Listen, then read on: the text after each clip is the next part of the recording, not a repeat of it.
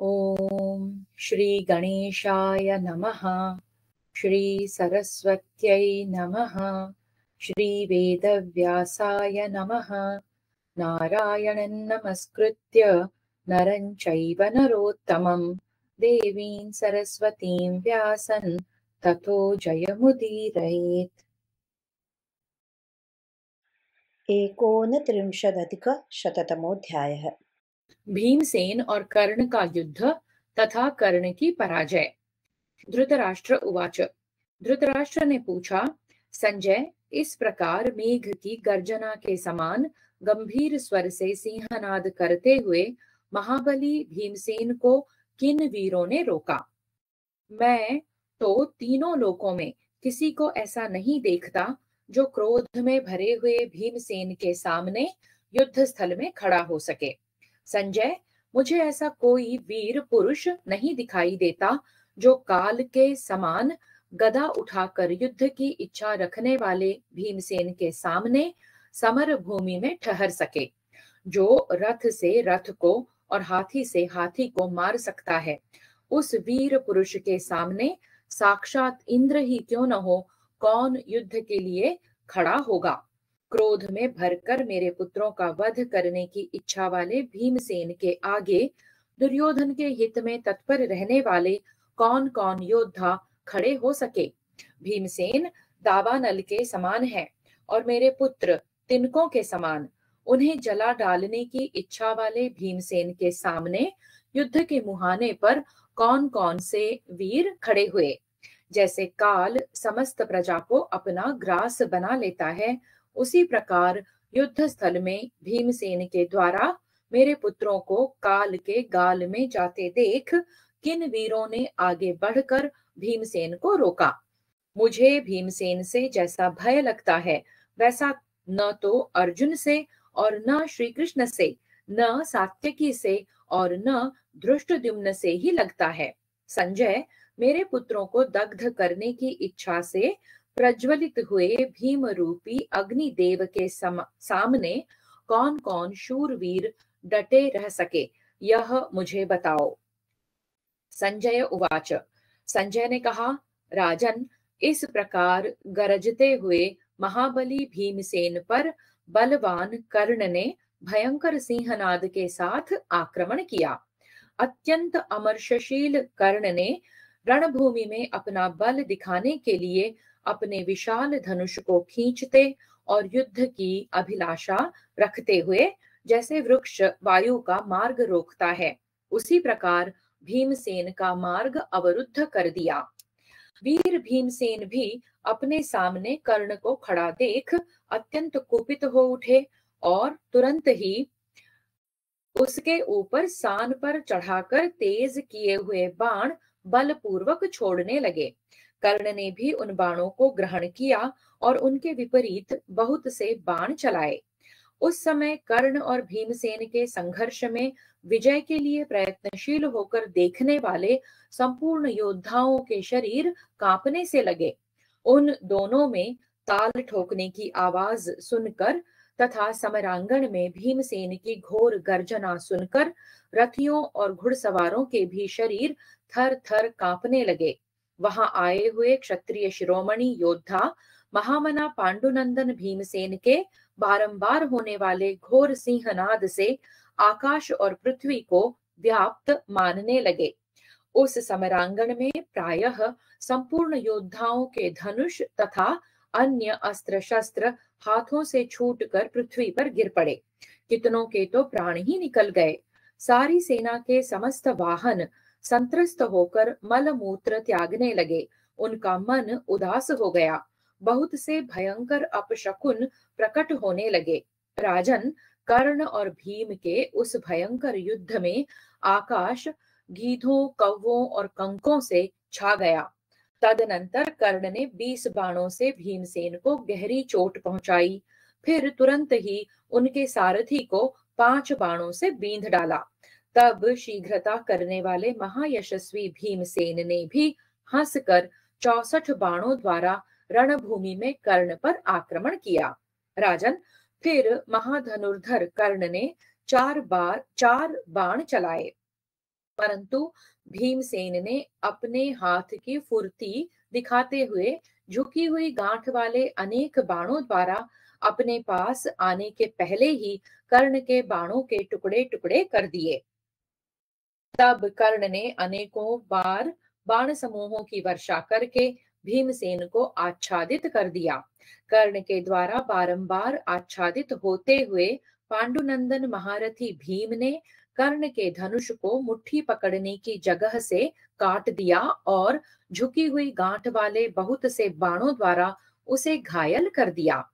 तत्पश्चात भयंकर कर्म करने वाले महारथी सूतपुत्र कर्ण ने दूसरा धनुष लेकर उस पर प्रत्यंचा चढ़ाई और समर भूमि में भीमसेन को घायल कर दिया। तब भीमसेन को बड़ा क्रोध हुआ। उन्होंने वेग पूर्वक सूतपुत्र की छाती में झुकी हुई गांठ वाले 3 बाण धसा दिए। भरतश्रेष्ठ, ठीक छाती के बीच में गड़े हुए उन बाणों द्वारा कर्ण 3 शिखरों वाले ऊंचे पर्वत के समान सुशोभित हुआ। उन उत्तम बाणों से बिंधे हुए कर्ण की छाती से बहुत रक्त गिरने लगा, मानो धातु की धाराएं बहाने वाले पर्वत से गैरिक धातु यानी कि गेरू प्रवाहित हो रहा हो। उस गहरे प्रहार से पीड़ित हो कर्ण कुछ विचलित हो उठा। फिर धनुष को कान तक खींचकर उसने अनेक बाणों द्वारा भीमसेन को बींध डाला। तत्पश्चात उन पर पुनः सैकड़ों और हजारों बाणों का प्रहार किया।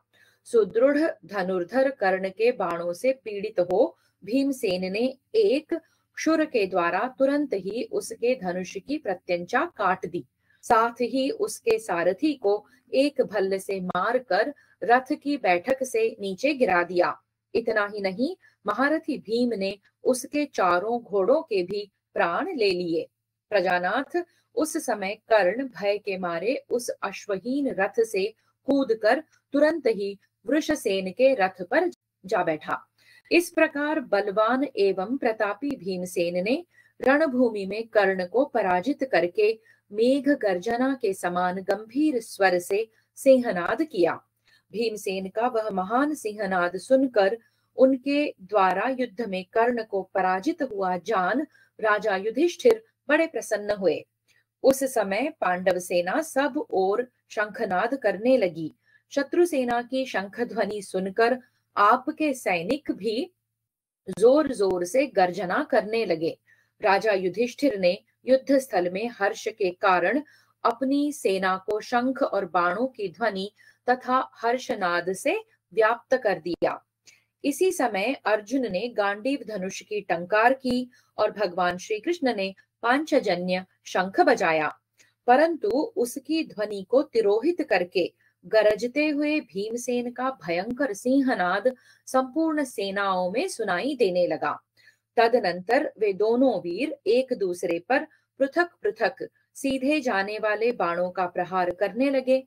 राधानंदन कर्ण मृदुता पूर्वक बाण चलाता था और पांडुनंदन भीमसेन कठोरता पूर्वक।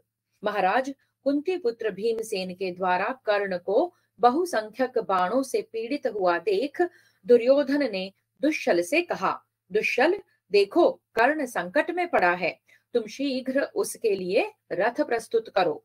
राजा के ऐसा कहने पर दुष्यल कर्ण के पास दौड़ा गया। फिर महारथी कर्ण दुष्यल के रथ पर आरूढ़ हो गया। इसी समय भीमसेन ने सहसा जाकर 10 बाणों से उन दोनों को घायल कर दिया। तत्पश्चात पुनः कर्ण पर आघात किया और दुष्यल का सिर काट लिया। इस प्रकार श्री महाभारत द्रोण पर्व के अंतर्गत जयद्रथ वध पर्व में भीमसेन का प्रवेश और कर्ण की पराजय विषयक 129वां अध्याय पूरा हुआ। 63अधिक-शततमोऽध्यायः। दुर्योधन का द्रोणाचार्य को उपालंभ देना, द्रोणाचार्य का उसे द्यूत का परिणाम दिखाकर युद्ध के लिए वापस भेजना और उसके साथ युधामन्यु तथा उत्तमौजा का युद्ध। संजय उवाच। संजय कहते हैं, महाराज, इस प्रकार जब वह सेना विचलित होकर भाग चली, अर्जुन सिंधुराज के वध के लिए आगे बढ़ गए और उनके पीछे सात्यकी तथा भीमसेन भी वहां जा पहुंचे। तब आपका पुत्र दुर्योधन बड़ी उतावली के साथ एकमात्र रथ द्वारा बहुत से आवश्यक कार्यों के संबंध में सोचता विचारता हुआ द्रोणाचार्य के पास गया। आपके पुत्र का वह रथ मन और वायु के समान वेगशाली था। वह बड़ी तेजी के साथ तत्काल द्रोणाचार्य के पास जा पहुंचा। उस समय आपका पुत्र कुरुनंदन दुर्योधन क्रोध से लाल आंखें कर कर घबराहट के स्वर में द्रोणाचार्य से इस प्रकार बोला, आचार्य, अर्जुन, भीमसेन और अपराजित वीर सात्यकी, ये तीनों महारथी मेरी संपूर्ण एवं विशाल सेनाओं को पराजित करके सिंधुराज जयद्रथ के समीप पहुंच गए हैं। उन्हें कोई रोक नहीं सका है। वहां भी वे सब के सब अपराजित होकर मेरी सेना पर प्रहार कर रहे हैं। मान लिया महारथी अर्जुन रणभूमि में अधिक शक्तिशाली होने के कारण आपको लांघकर आगे बढ़ गए हैं, परंतु दूसरों को मान देने वाले गुरुदेव सात्यकी और भीमसेन ने किस तरह आपका लंघन किया है? विप्रवर, सात्यकी, भीमसेन तथा अर्जुन के द्वारा आपकी पराजय समुद्र को सुखा देने के समान इस संसार में एक आश्चर्य भरी घटना है। लोग बड़े जोर से इस बात की चर्चा कर रहे हैं। सारे योद्धा यह कह रहे हैं कि धनुर्वेद के पारंगत आचार्य द्रोण कैसे युद्ध में पराजित हो गए। आपका यह हारना लोगों के लिए अविश्वसनीय हो गया है।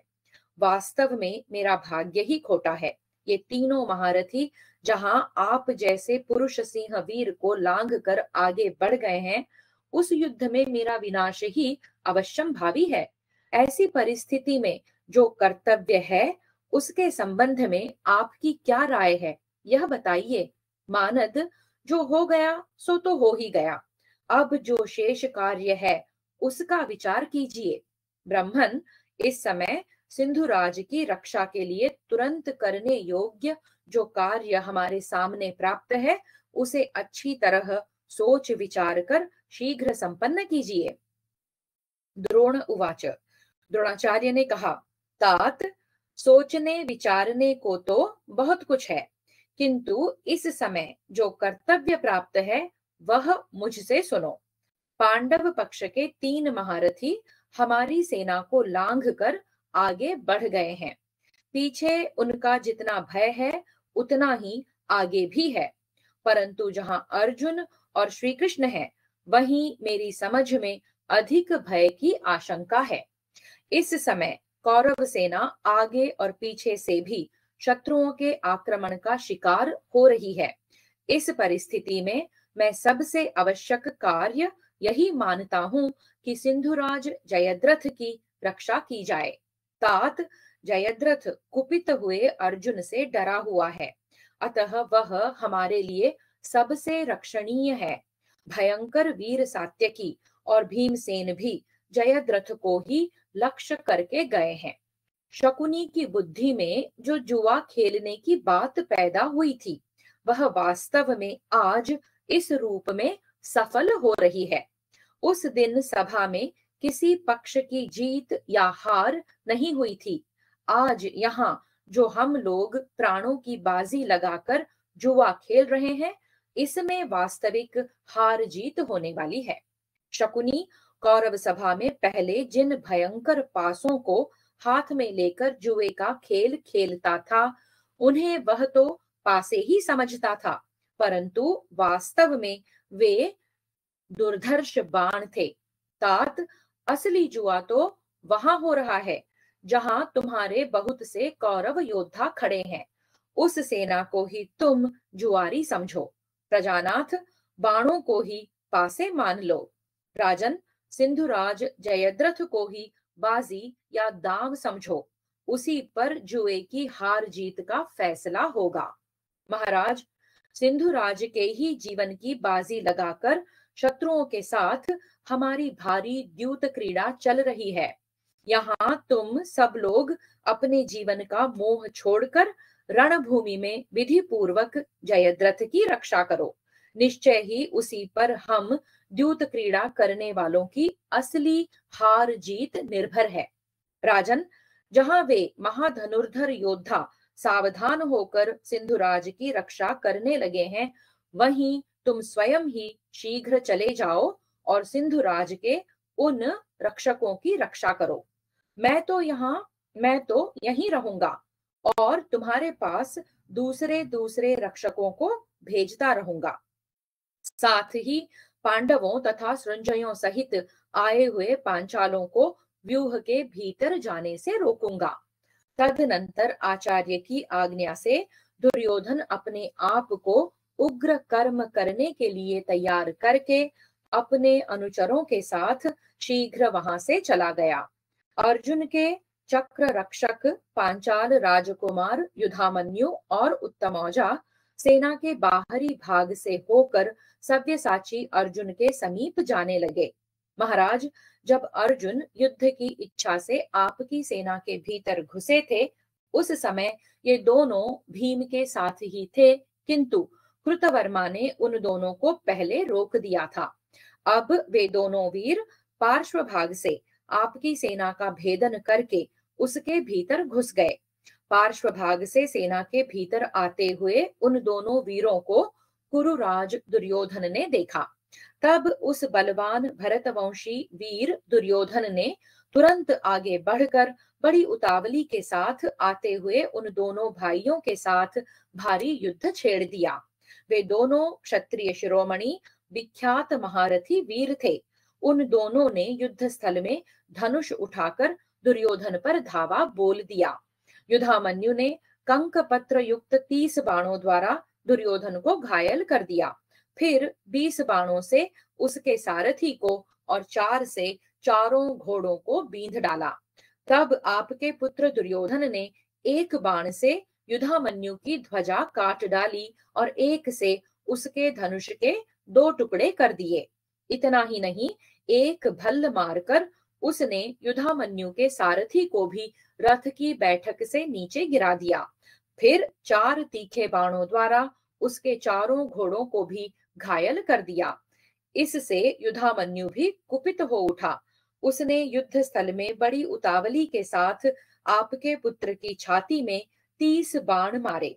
इसी प्रकार उत्तमौजा ने भी अत्यंत कुपित हो अपने सुवर्ण भूषित बाणों द्वारा उसके सारथी को गहरी चोट पहुंचाई और उसे यमलोक भेज दिया।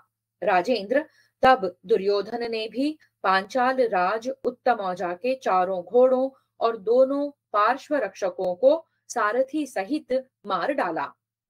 युद्ध में घोड़ों और सारथी के मारे जाने पर उत्तमौजा शीघ्रता पूर्वक अपने भाई युधामन्यु के रथ पर जा चढ़ा। भाई के रथ पर बैठकर उत्तमौजा ने अपने बहुसंख्यक बाणों द्वारा दुर्योधन के घोड़ों पर इतना प्रहार किया कि वे प्राण शून्य होकर धरती पर गिर पड़े। घोड़ों के धराशायी हो जाने पर युधामन्यु ने उस युद्ध स्थल में उत्तम बाण का प्रहार करके दुर्योधन के धनुष और तरकस को भी शीघ्रता पूर्वक काट गिराया। घोड़े और सारथी के मारे जाने पर आपका पुत्र राजा दुर्योधन रथ से उतर पड़ा और गदा हाथ में लेकर पांचाल देश के उन दोनों वीरों की ओर दौड़ा। उस समय क्रोध में भरे हुए कुरुराज दुर्योधन को अपनी ओर आते देख दोनों भाई युधामन्यु और उत्तमौजा रथ के पिछले भाग से नीचे कूद गए। नरेश्वर, तदनंतर अत्यंत कुपित हुए गदाधारी दुर्योधन ने घोड़े, सारथी और ध्वज सहित उस सुवर्ण जटित सुंदर रथ को गदा के आघात से चूर चूर कर दिया। इस प्रकार उस रथ को तोड़ फोड़ कर घोड़ों और सारथी से हीन हुआ शत्रु संतापी दुर्योधन शीघ्र ही मद्रराज शल्य के रथ पर जा चढ़ा। तत्पश्चात पांचाल सेना के वे दोनों प्रधान महारथी राजकुमार युधामन्यु और उत्तमौजा दूसरे 2 रथों पर आरूढ़ होकर अर्जुन के समीप चले गए। इस प्रकार श्री महाभारत द्रोण पर्व के अंतर्गत जयद्रथ वध पर्व में दुर्योधन का युद्ध विषयक 130वां अध्याय पूरा हुआ। 1त्रिंशदधिकशततमोऽध्यायः। भीमसेन के द्वारा कर्ण की पराजय। संजय उवाच। संजय कहते हैं, भरत श्रेष्ठ महाराज, इस प्रकार रोमांचकारी संग्राम छिड़ जाने पर जब सारी सेनाएं सब ओर से पीड़ित और व्याकुल हो गईं, तब राधानंदन कर्ण युद्ध के लिए पुनः भीमसेन के सामने आया। ठीक उसी तरह जैसे वन में एक मत वाला हाथी दूसरे मदोन्मत्त हाथी पर आक्रमण करता है। धृतराष्ट्र उवाच। धृतराष्ट्र ने पूछा, संजय, महाबली कर्ण और भीमसेन ने अर्जुन के रथ के निकट जाकर जो बड़े वेग से युद्ध किया, उनका वह संग्राम कैसा हुआ? भीमसेन ने युद्ध में जब राधानंदन महारथी कर्ण को पहले ही जीत लिया था, तब वह पुनः उनका सामना करने के लिए कैसे आया? अथवा भीमसेन भूमंडल के श्रेष्ठ एवं विख्यात महारथी सूतपुत्र कर्ण से समरांगण में युद्ध करने के लिए कैसे आगे बढ़े? भीष्म और द्रोण से पार पाकर धर्मराज युधिष्ठिर को अब महारथी कर्ण के सिवा दूसरे किसी से भय नहीं रह गया है।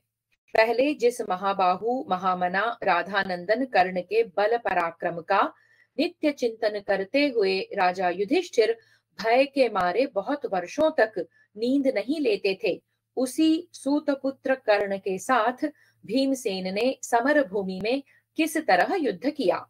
जो ब्राह्मण भक्त, पराक्रम संपन्न और समर भूमि में कभी पीछे न हटने वाला है, योद्धाओं में श्रेष्ठ, उस कर्ण के साथ भीमसेन ने किस प्रकार युद्ध किया? जो वीर पहले आपस में भिड़ चुके थे, वे ही महान बल और पराक्रम से संपन्न कर्ण और भीमसेन यहाँ पुनः कैसे युद्ध में प्रवृत्त हुए? पहले तो सूतपुत्र कर्ण ने अर्जुन के सिवा अन्य पांडवों के प्रति बंधुत्व दिखाया था, और वह दयालु भी है ही। तथापि कुंती के वचनों को बारंबार स्मरण करते हुए भी उसने भीमसेन के साथ युद्ध कैसे किया? अथवा शूरवीर भीमसेन ने पहले के किए हुए वैर का स्मरण करके सूतपुत्र कर्ण के साथ उस रण क्षेत्र में किस प्रकार युद्ध किया? संजय, मेरा बेटा दुर्योधन सदा ही आशा करता है कि कर्ण संग्राम में समस्त पांडवों को जीत लेगा। युद्ध स्थल में जिसके ऊपर मेरे मूर्ख पुत्र की विजय की आशा लगी हुई है, उस कर्ण ने भयंकर कर्म करने वाले भीमसेन के साथ किस प्रकार युद्ध किया?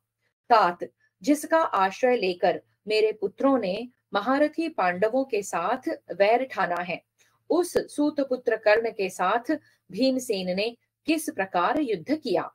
सूतपुत्र के द्वारा किए गए अनेक अपकारों को स्मरण करके भीमसेन ने उसके साथ किस तरह युद्ध किया? जिस पराक्रमी वीर ने एकमात्र रथ की सहायता से सारी पृथ्वी को जीत लिया, उस सूतपुत्र के साथ रणभूमि में भीमसेन ने किस तरह युद्ध किया? जो जन्म से ही कवच और कुंडलों के साथ उत्पन्न हुआ था, उस सूतपुत्र के साथ समरांगण में भीमसेन ने किस प्रकार युद्ध किया?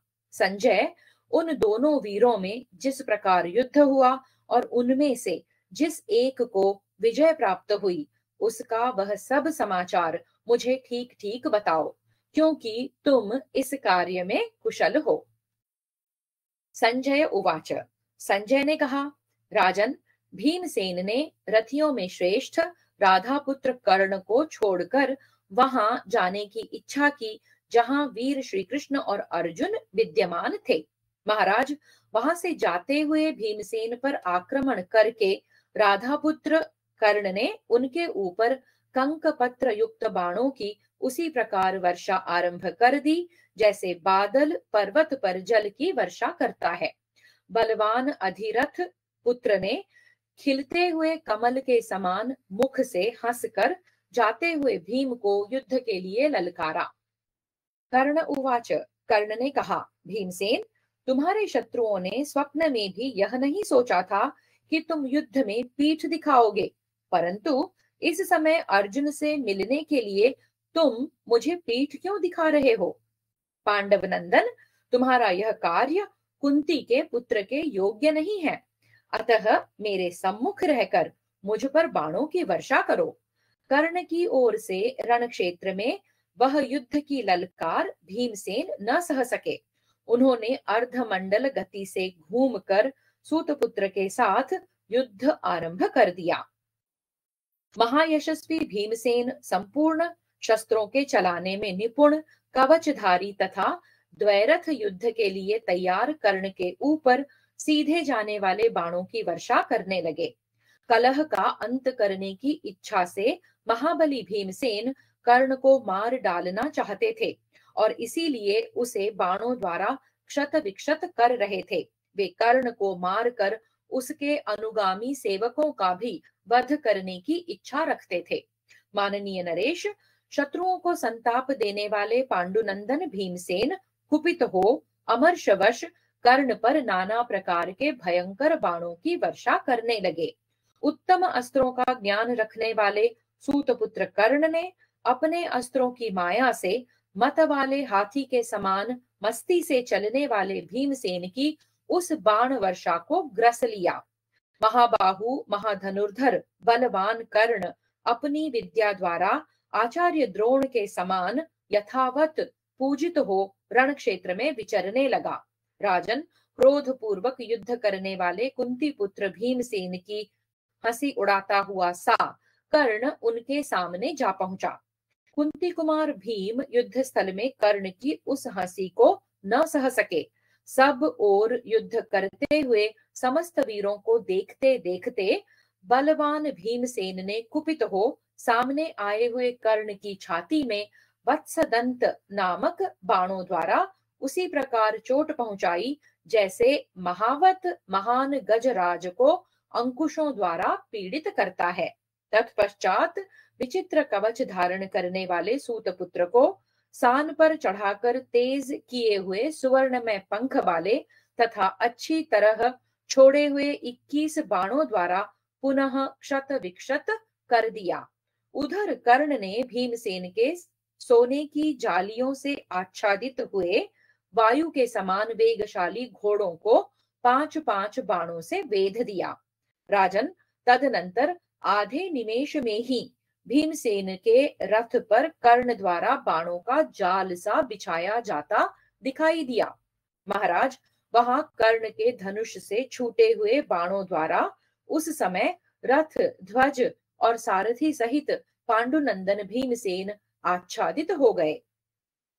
कर्ण ने 64 बाण मारकर भीमसेन के सुदृढ़ कवच की धज्जियां उड़ा दी। फिर कुपित होकर उसने मर्मभेदी नाराजों से कुंती कुमार को अच्छी तरह घायल किया। महाबाहु भीमसेन कर्ण के धनुष से छूटे हुए उन बाणों की कोई परवाह न करके बिना किसी घबराहट के सूतपुत्र के इतने समीप पहुंच गए मानो उससे सटे जा रहे हों। महाराज, कर्ण के धनुष से छूटे हुए विषधर सर्प के समान भयंकर बाणों को अपने शरीर पर धारण करते हुए भीमसेन रण क्षेत्र में व्यथित नहीं हुए। तत्पश्चात अच्छी तरह तेज किए हुए 32 तीखे भल्लों से प्रतापी भीमसेन ने समरांगण में कर्ण को भारी चोट पहुंचाई। उधर कर्ण जयद्रथ के वध की इच्छा वाले महाबाहु भीमसेन पर अनायास ही बाणों की बड़ी भारी वर्षा करने लगा। राधानंदन कर्ण तो भीमसेन पर कोमल प्रहार करता हुआ रणभूमि में उनके साथ युद्ध करता था, परंतु भीमसेन पहले के वैर को बारंबार स्मरण करते हुए क्रोधपूर्वक उनके साथ जूझ रहे थे।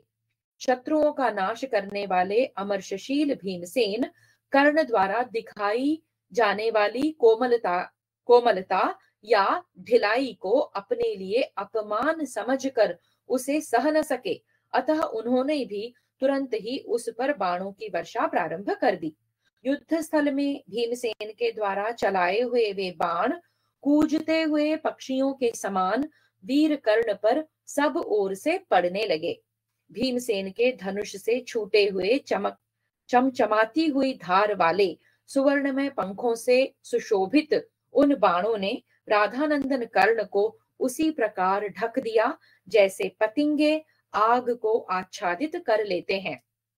भरतवंशी नरेश इस प्रकार सब ओर से बाणों द्वारा आच्छादित होते हुए रथियों में श्रेष्ठ कर्ण ने भी भीम पर भयंकर बाण वर्षा आरंभ कर दी, परंतु समर भूमि में शोभा पाने वाले कर्ण के उन वज्रोपम बाणों को भीमसेन ने अपने पास आने से पहले ही बहुत से भल्लों द्वारा काट गिराया।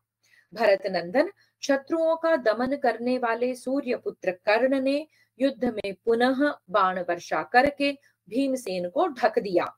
भारत उस समय युद्ध स्थल में बाणों से चिने हुए शरीर वाले भीमसेन को सब लोगों ने कंटकों से युक्त साही के समान देखा। वीर भीमसेन ने कर्ण के धनुष से छूटे और शिला पर तेज किए हुए सुवर्ण पंख युक्त बाणों को समरांगण में अपने शरीर पर उसी प्रकार धारण किया था जैसे अंशुमाली सूर्य अपने किरणों को धारण करते हैं। भीमसेन का सारा शरीर खून से लथपथ हो रहा था। वे वसंत ऋतु में खिले हुए अधिकाधिक पुष्पों से संपन्न अशोक वृक्ष के समान सुशोभित हो रहे थे। महाबाहु भीमसेन रणभूमि में विशाल बाहु कर्ण के उस चरित्र को न सह सके। उस समय क्रोध से उनके नेत्र घूमने लगे। उन्होंने कर्ण पर 25 नाराज चलाए। उनके लगने से कर्ण छिपे हुए पैरों वाले विषैले सर्प से युक्त श्वेत पर्वत के समान जान पड़ता था। फिर देवोपम पराक्रमी भीम ने अपने शरीर की परवाह न करने वाले सूतपुत्र को उसके मर्म स्थानों में 6 और 8 बाण मारकर घायल कर दिया। इसके बाद हंसते हुए से प्रतापी भीमसेन ने दूसरा बाण मारकर तुरंत ही कर्ण के धनुष को काट दिया। फिर शीघ्रता पूर्वक बाणों का प्रहार करके उसके चारों घोड़ों और सारथी को भी मार डाला। साथ ही सूर्य की किरणों के समान तेजस्वी नाराजों से कर्ण की छाती में भारी आघात किया। जैसे सूर्य की किरणें बादलों को भेद कर सब ओर फैल जाती हैं, उसी प्रकार भीमसेन के बाण कर्ण के शरीर को छेद कर शीघ्र ही धरती में समा गए। यद्यपि कर्ण को अपने पुरुषत्व का बड़ा अभिमान था, तो भी भीमसेन के बाणों से घायल हो धनुष कट जाने पर रथहीन होने के कारण वह बड़ी भारी घबराहट में पड़ गया और दूसरे रथ पर बैठने के लिए वहां से भाग निकला। इस प्रकार श्री महाभारत द्रोण पर्व के अंतर्गत जयद्रथ वध पर्व में कर्ण की पराजय विषयक 131वां अध्याय पूरा हुआ। 32,अधिकशततमोऽध्यायः भीमसेन और कर्ण का घोर युद्ध। धृतराष्ट्र उवाच।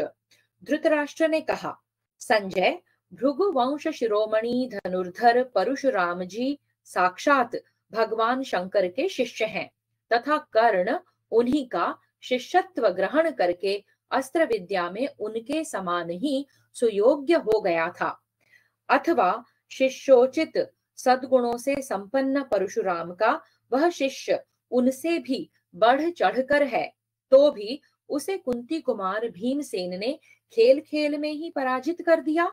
संजय, जिस पर मेरे पुत्रों को विजय की बड़ी भारी आशा लगी हुई है, उसे भीमसेन से पराजित होकर युद्ध से विमुख हुआ देख दुर्योधन ने क्या क्या कहा। तात, अपने पराक्रम से सुशोभित होने वाले महाबली भीमसेन ने किस प्रकार युद्ध किया, अथवा कर्ण ने रण क्षेत्र में भीमसेन को अग्नि के समान तेज से प्रज्वलित होते देख उसके बाद क्या किया। संजय उवाच। संजय कहते हैं, राजन, वायु के वेग से ऊपर उठते हुए समुद्र के समान कर्ण ने विधि पूर्वक सजाए हुए दूसरे रथ पर आरूढ़ होकर पुनः पांडुनंदन भीम पर आक्रमण किया। प्रजानाथ, उस समय अधिरथ पुत्र कर्ण को क्रोध में भरा हुआ देखकर आपके पुत्रों ने यही मान लिया कि भीमसेन अब अग्नि के मुख में दी हुई आहुति के समान नष्ट हो जाएंगे। तदनंतर धनुष की टंकार और हथेली का भयानक शब्द करते हुए राधानंदन कर्ण ने भीमसेन के रथ पर धावा बोल दिया। राजन, शूरवीर कर्ण और महामनस्वी भीमसेन, इन दोनों वीरों में पुनः घोर संग्राम छिड़ गया। एक दूसरे के वध की इच्छा वाले वे दोनों महाबाहु योद्धा अत्यंत कुपित हो एक दूसरे को नेत्रों द्वारा दग्ध से करते हुए परस्पर दृष्टिपात करने लगे। उन दोनों की आंखें लाल हो गई थी। दोनों ही फुफकारते हुए सर्पों के समान लंबी सांस खींच रहे थे। दोनों ही शत्रु दमन वीर उग्र हो परस्पर भिड़कर एक दूसरे को बाणों द्वारा क्षत विक्षत करने लगे। दो व्याघ्रों के समान रोषावेश में भरकर दो बाजों के समान परस्पर शीघ्रता पूर्वक झपटते थे तथा अत्यंत क्रोध में भरे हुए दो शरभों के समान परस्पर युद्ध करते थे।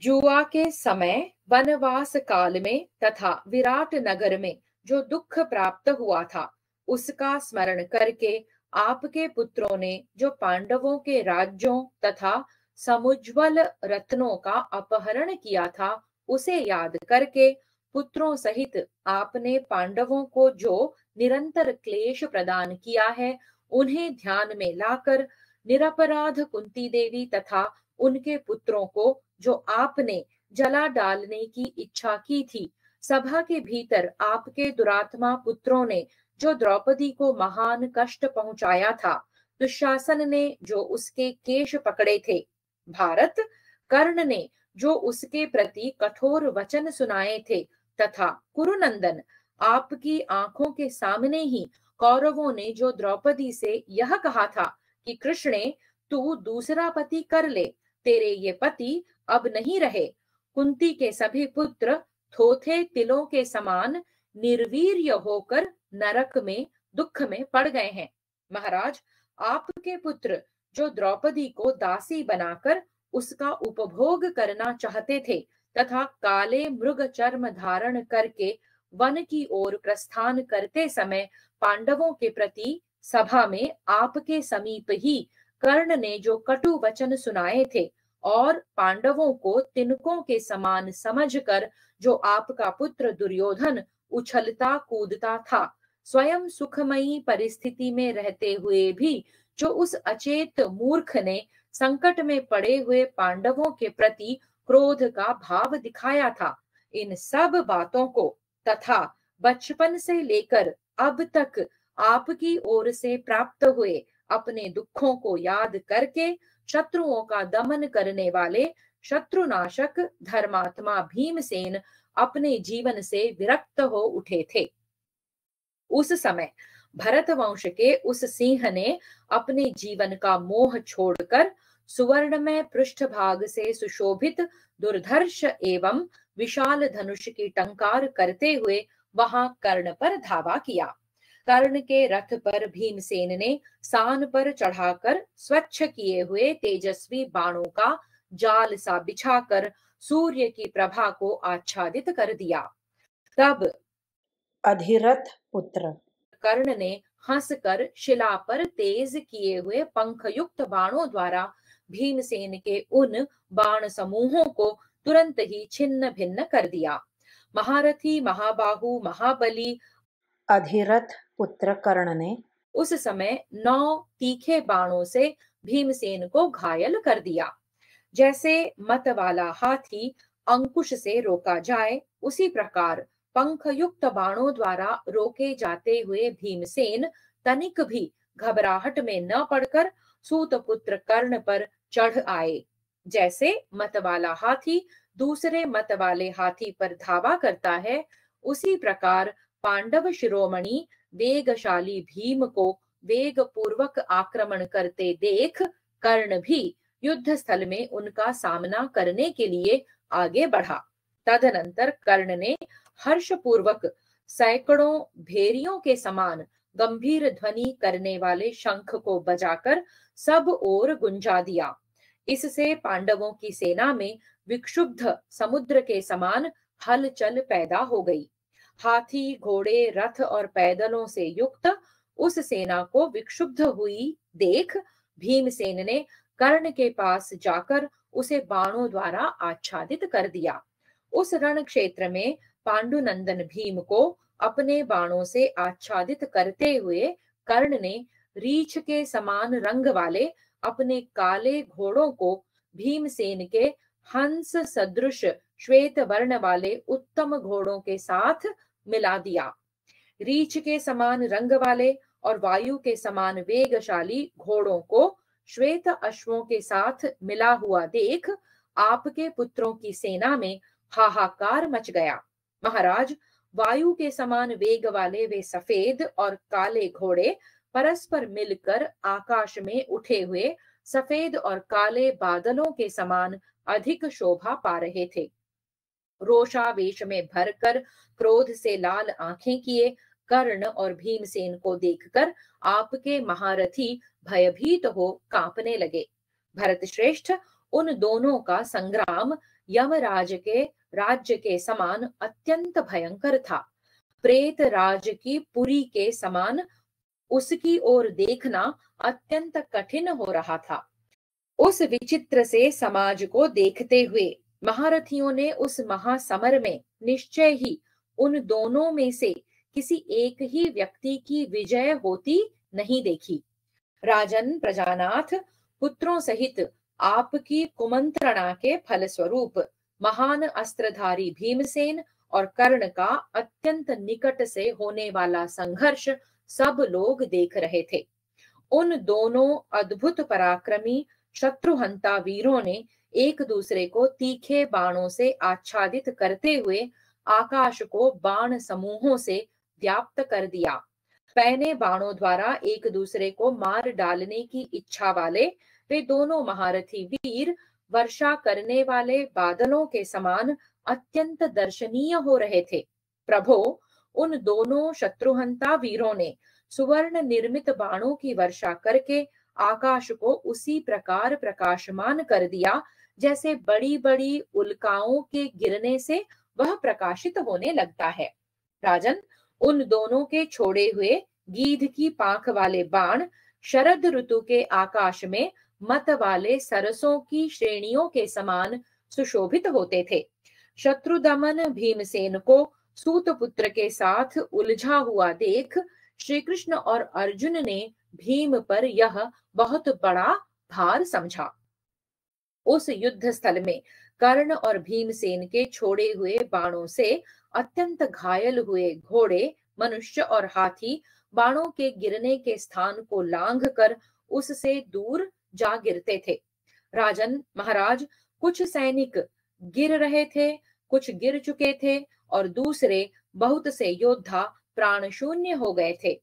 उन सब के कारण आपके पुत्रों की सेना में बड़ा भारी नरसंहार हुआ। भरत श्रेष्ठ, मनुष्य, घोड़े, हाथियों के निष्प्राण शरीरों से वहां की भूमि क्षण भर में ढक गई और दक्ष यज्ञ के संहार काल में रुद्र की क्रीड़ा भूमि के समान प्रतीत होने लगी।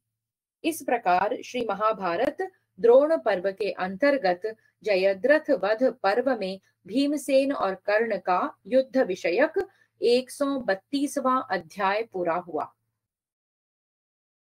त्रयस्त्रिंशदधिकशततमोऽध्यायः। भीमसेन और कर्ण का युद्ध, कर्ण के सारथी सहित रथ का विनाश तथा धृतराष्ट्र पुत्र दुर्जय का वध। धृतराष्ट्र उवाच। धृतराष्ट्र बोले, संजय, मैं भीमसेन के पराक्रम को अत्यंत अद्भुत मानता हूँ कि उन्होंने समरांगण में शीघ्रता पूर्वक पराक्रम दिखाने वाले कर्ण के साथ भी युद्ध किया। संजय, जो कर्ण रण क्षेत्र में युद्ध के लिए संपूर्ण अस्त्र शस्त्रों को धारण करके सुसज्जित हुए देवताओं तथा यक्षों, असुरों और मनुष्यों का भी निवारण कर सकता है, वह युद्ध में विजय लक्ष्मी से सुशोभित होते हुए से पांडुनंदन कुंती कुमार भीमसेन को कैसे नहीं लांघ सका? इसका कारण मुझे बताओ। उन दोनों में प्राणों की बाजी लगाकर किस प्रकार युद्ध हुआ? मैं समझता हूँ कि यही उभय पक्ष की जय अथवा विजय निर्भर है। सूत, रण क्षेत्र में कर्ण को पाकर मेरा पुत्र दुर्योधन श्री कृष्ण तथा सात्यकी आदि यादवों सहित समस्त कुंती कुमारों को जीतने का उत्साह रखता है। समरांगण में भयंकर कर्म करने वाले भीमसेन के द्वारा कर्ण के बारंबार पराजित होने की बात सुनकर मेरे मन पर मोह सा छा जाता है। मेरे पुत्र की दुर्नीतियों के कारण मैं समस्त कौरवों को नष्ट हुआ ही मानता हूँ। संजय, कर्ण कभी महाधनुर्धर कुंती कुमारों को नहीं जीत सकेगा। कर्ण ने पांडुपुत्रों के साथ जो जो युद्ध किए हैं, उन सब में पांडवों ने ही रण क्षेत्र में कर्ण को जीता है। तात, इंद्र आदि देवताओं के लिए भी पांडवों पर विजय पाना असंभव है, परंतु मेरा मूर्ख पुत्र दुर्योधन इस बात को नहीं समझता है। मेरा पुत्र कुबेर के समान कुंती कुमार युधिष्ठिर के धन का अपहरण करके ऊंचे स्थान से मधु लाने की इच्छा वाले मूर्ख मनुष्य के समान पतन के भय को नहीं समझ रहा है। वह छल कपट की विद्या को जानता है, अतः छल से ही उन महामनस्वी पांडवों के राज्य का अपहरण करके उसे जीता हुआ मानकर पांडवों का अपमान करता है। मुझ अकृतात्मा ने भी पुत्र स्नेह के वशीभूत होकर सदा धर्म पर स्थित रहने वाले महात्मा पांडवों को ठगा है। दूरदर्शी युधिष्ठिर अपने भाइयों सहित संधि की अभिलाषा रखते थे, परंतु उन्हें असमर्थ मानकर मेरे पुत्रों ने उनकी बात ठुकरा दी। अनेक बार दिए गए उन दुखों और संपूर्ण अपकारों को मन में रखकर महाबाहु भीमसेन ने सूतपुत्र कर्ण के साथ युद्ध किया है। अतः संजय, एक दूसरे के वध की इच्छा वाले युद्ध स्थल के श्रेष्ठ वीर कर्ण और भीमसेन ने समरांगण में जिस प्रकार युद्ध किया वह सब मुझे बताओ। संजय उवाच। संजय ने कहा, राजन, कर्ण और भीमसेन के युद्ध का यथावत वृत्तांत सुनिए। वे दोनों जंगली हाथियों के समान एक दूसरे के वध के लिए उत्सुक थे। राजन, क्रोध में भरे हुए सूर्यपुत्र कर्ण ने कुपित हुए शत्रुदमन पराक्रमी भीमसेन को अपने बल पराक्रम का परिचय देते हुए 30 बाणों से बींध डाला। भरत श्रेष्ठ, कर्ण ने चमकते हुए अग्रभाग वाले सुवर्ण जटित महान वेगशाली बाणों द्वारा भीमसेन को घायल कर दिया। इस प्रकार बाण चलाते हुए कर्ण के धनुष को भीमसेन ने 3 तीखे बाणों द्वारा काट डाला और एक भल्ल मारकर सारथी को रथ की बैठक से नीचे पृथ्वी पर गिरा दिया। तब भीमसेन के वध की अभिलाषा रखकर कर्ण ने वेग पूर्वक एक शक्ति हाथ में ली, जिसका डंडा सुवर्ण और वैदूर्य मणि से जटित होने के कारण विचित्र दिखाई देता था। वह महाशक्ति दूसरी काल शक्ति के समान प्रतीत होती थी। महाबली राधापुत्र कर्ण ने जीवन का अंत कर देने वाली उस शक्ति को लेकर ऊपर उठाया और उसे धनुष पर रखकर भीमसेन पर चला दिया। इंद्र के वज्र की भांति उस शक्ति को छोड़कर बलवान सूतनंदन कर्ण ने बड़े जोर से गर्जना की। उस समय उस सिंहनाद को सुनकर आपके पुत्र बड़े प्रसन्न हुए। कर्ण के हाथों से छूटकर आकाश में सूर्य और अग्नि के समान प्रकाशित होने वाली उस शक्ति को भीमसेन ने 7 बाणों से आकाश में ही काट डाला। माननीय नरेश, केचुल से छूटी हुई सर्पिणी के समान उस शक्ति के टुकड़े टुकड़े करके फिर भीमसेन ने कुपित हो युद्ध स्थल में सूतपुत्र कर्ण के प्राणों की खोज करते हुए से सान पर चढ़ाकर तेज किए हुए यमदंड के समान भयंकर मयूर पंख एवं स्वर्ण पंख से विभूषित बाणों को उसके ऊपर चलाना आरंभ किया।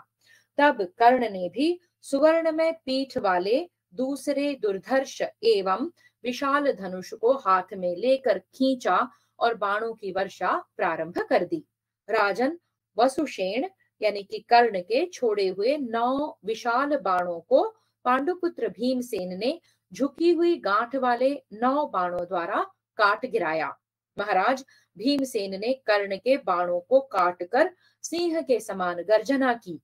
वे दोनों बलवान वीर कभी गाय के लिए लड़ने वाले 2 सांडों के समान हकड़ते और कभी मांस के लिए परस्पर जूझने वाले 2 सिंहों के समान दहाड़ते थे।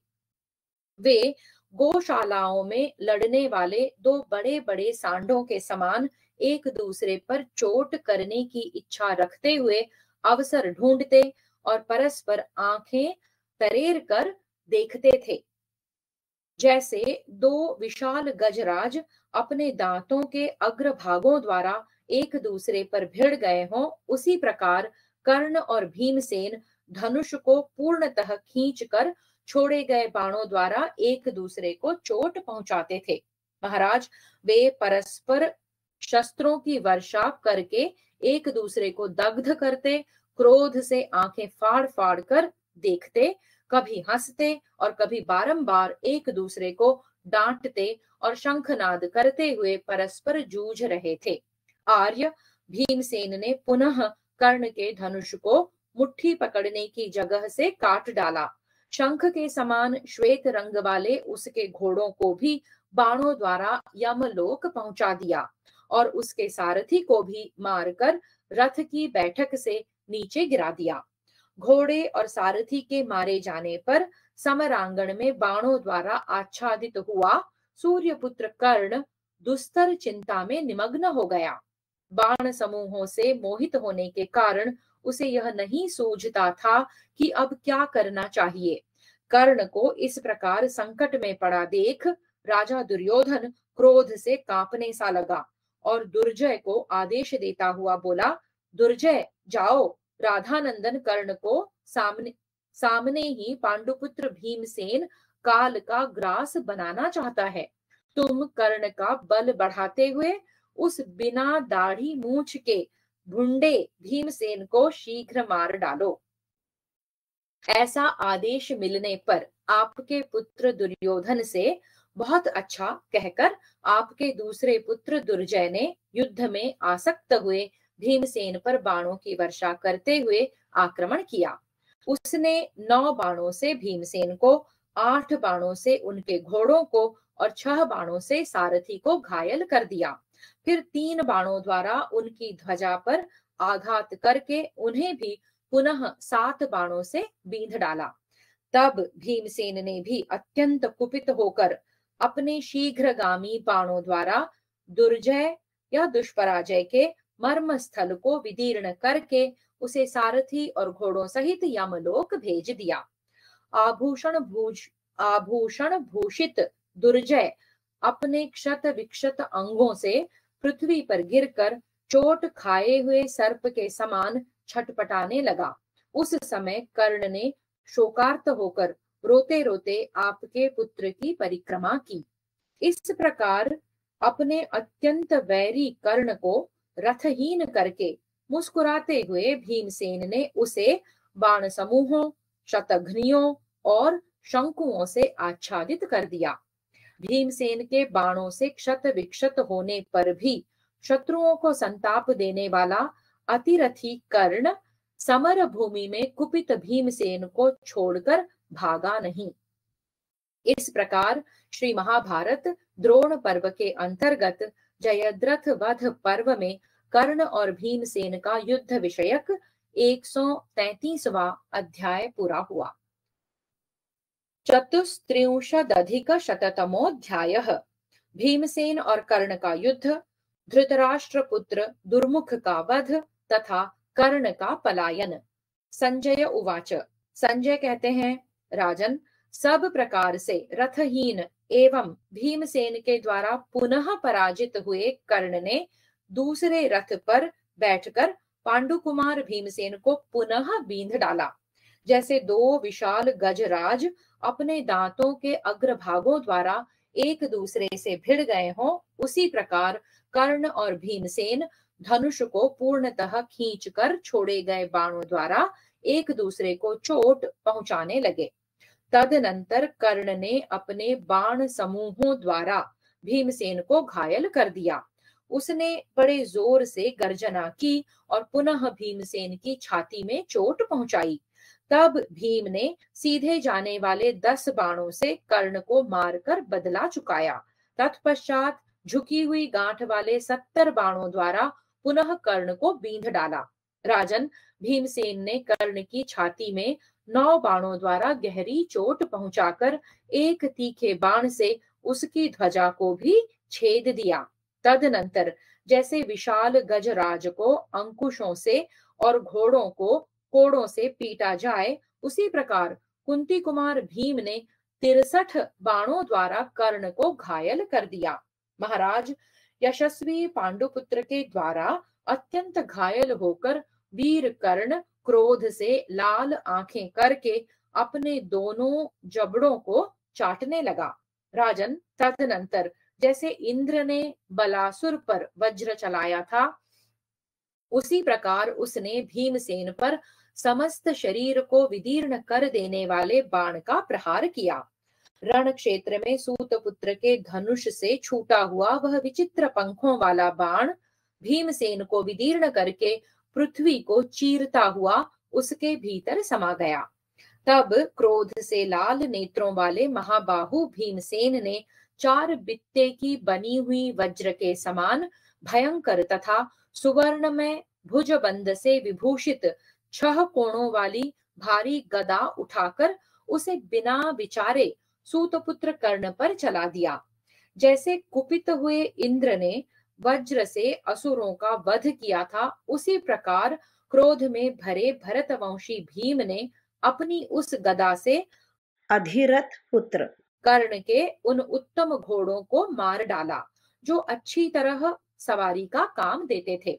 भरत श्रेष्ठ, तत्पश्चात महाबाहु भीमसेन ने 2 छुरों से कर्ण की ध्वजा काटकर अपने बाणों द्वारा उसके सारथी को भी मार डाला। भारत, घोड़े और सारथी के मारे जाने तथा ध्वजा के गिर जाने पर कर्ण उस रथ को छोड़कर धनुष की टंकार करता हुआ दुखी मन से वहां खड़ा हो गया। वहां हम लोगों ने राधानंदन कर्ण का अद्भुत पराक्रम देखा। रथियों में श्रेष्ठ उस वीर ने रथहीन होने पर भी अपने शत्रु को आगे नहीं बढ़ने दिया। राजन, नरश्रेष्ठ कर्ण को युद्ध स्थल में रथहीन खड़ा देख दुर्योधन ने अपने भाई दुर्मुख से कहा, दुर्मुख, यह राधानंदन कर्ण भीमसेन के द्वारा रथ से वंचित कर दिया गया है। इस महारथी नरश्रेष्ठ वीर को रथ से संपन्न करो। भरत नंदन दुर्योधन की यह बात सुनकर दुर्मुख बड़ी उतावली के साथ कर्ण के समीप आ पहुंचा और भीमसेन को अपने बाणों द्वारा रोका। संग्राम में सूतपुत्र के चरणों का अनुसरण करने वाले दुर्मुख को देखकर वायुपुत्र भीमसेन बड़े प्रसन्न हुए। वे अपने दोनों गलफर चाटने लगे। महाराज, तदनंतर कर्ण को अपने बाणों द्वारा रोककर पांडु कुमार भीम तुरंत ही अपने रथ को दुर्मुख के पास ले गए।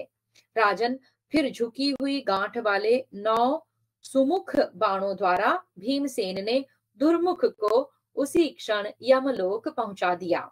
नरेश्वर, दुर्मुख के मारे जाने पर कर्ण उसी रथ पर बैठकर देदीप्यमान सूर्य के समान प्रकाशित होने लगा। दुर्मुख का मर्म स्थान विदीर्ण हो गया था। वह खून से लथपथ हो पृथ्वी पर पड़ा था। उसे उस दशा में देखकर कर्ण के नेत्रों में आंसू भर आया। वह 2 घड़ी तक विपक्षी का सामना न कर सका। जब उसके प्राण पखेरु उड़ गए, तब कर्ण उस शव की परिक्रमा करके आगे बढ़ा। वह वीर गरम गरम लंबी सांस खींचता हुआ किसी कर्तव्य का निश्चय न कर सका।